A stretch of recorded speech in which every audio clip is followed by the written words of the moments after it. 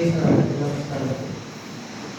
Sunset engineering నుంచి వచ్చిన రంగస్వామి గారికి, సుజలా ప్లాంటేషన్ కార్మిక్ గారికి, ఎస్పీవై శ్రీధర్ గారికి, ఎస్పీవై ఇండస్ట్రీకి వచ్చిన మహమ్మద్ బాబు గారికి, ఎల్ఎన్టీ కన్స్ట్రక్షన్ బిఎస్ గారికి వెల్కమ్ అండి.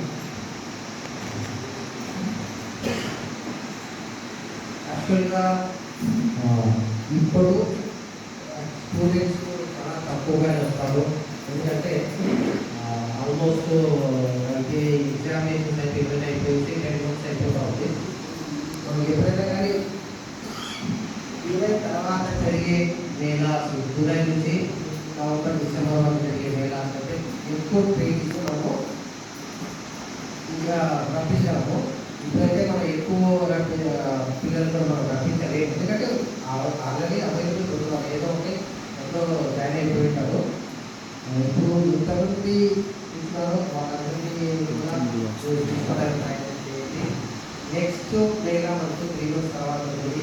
అప్పుడు నేను మ్యాక్సిమమ్ ట్రైనింగ్స్ ఎక్కువ ఇవ్వడానికి ప్రయత్నం, ఎందుకంటే అప్పుడైతే మనకు మన దాంట్లో ఉన్న పిల్లలు అంటే డిస్ట్రిక్ట్, ఎందుకంటే మనకి కన్వీనర్ ప్లేస్ కాబట్టి 25 ఐటీఐకి సంబంధించిన పిల్లలందరూ కూడా రప్పించగలగాలి.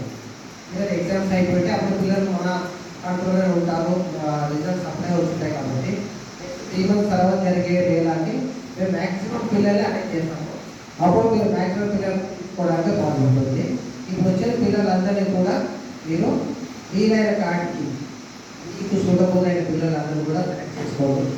ప్లస్ నెక్స్ట్ అప్రెంటిస్‌షిప్ మేళా జరిగినప్పుడు ఈ పిల్లల ద్వారా కూడా మేము వాళ్ళ ఫీడ్బ్యాక్ ఇస్తాం. పిల్లలు ఆల్రెడీ మా పిల్లలు ఇక్కడ వర్క్ చేస్తున్నారు, వాళ్ళ వర్క్ ఇలా ఉంది అని మాకు చెప్పడానికి కూడా బాగుంటుంది. కాబట్టి వీలైన ఎక్కువ పిల్లలు వచ్చిన వాళ్ళు మీకు సూటబుల్ అయిన పిల్లలందరూ కూడా సెలెక్ట్ చేసుకోవడం నేను కోరుతున్నాను. ఇంకా ట్రైనింగ్స్ చూడండి బాబు, మీరు అందరూ కూడా టీంలో చెప్పినట్లు మీరు ఐటీఐలో చేసే వర్క్, ఇండస్ట్రీలో చేసే వర్క్ చాలా డిఫరెంట్గా ఉంటుంది. ఈ అప్రెంటిస్‌షిప్ అనేది ఏంటంటే మీకు ఇండస్ట్రీకి సంబంధించే ఎలా